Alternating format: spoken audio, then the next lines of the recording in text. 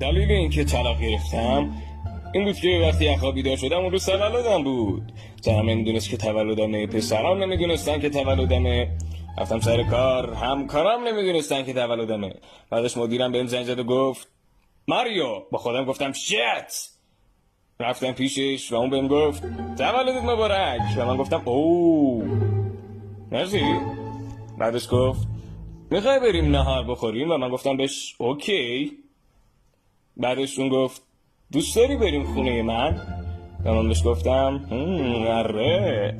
و بنابراین رفتیم خونهشون و اون بهم گفت من میرم توی اتاقم و زود برمیگردم.